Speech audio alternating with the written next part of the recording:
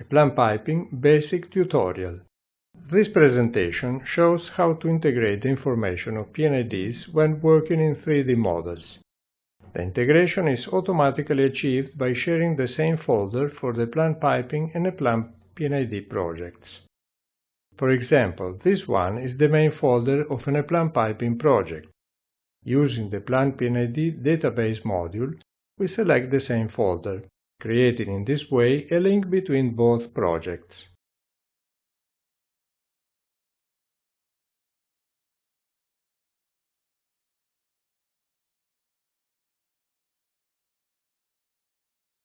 The PID folder is where the project P&IDs will be drawn.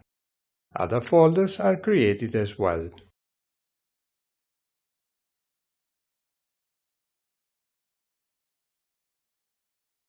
Let's see what information is shared between both modules, working in another project. From the database module, we can open the line list generating from the P&IDs.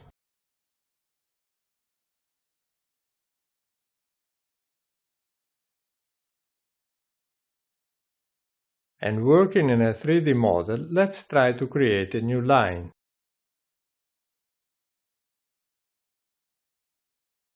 This button opens the line list generating from all project P&IDs. Actually, only those lines not yet defined in any 3D models are shown. In our case, all lines have already been defined in some model or another. Following our example, let's delete a line and try again to create a new line.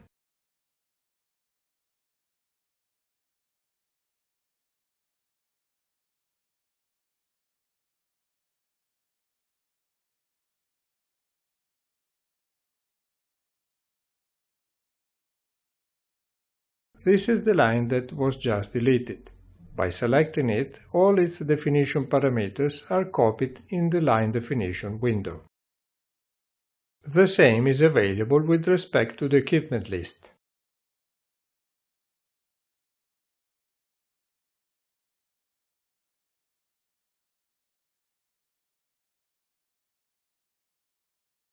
Let's see the interaction with the P&IDs when placing a piping component that comes with a tag. We are going to place a valve.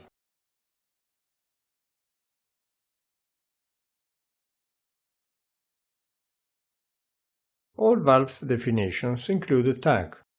If those tags are defined in the P&IDs, the following menu will open, showing only those tags still available for that component type and the selected line, and not already placed in that very line.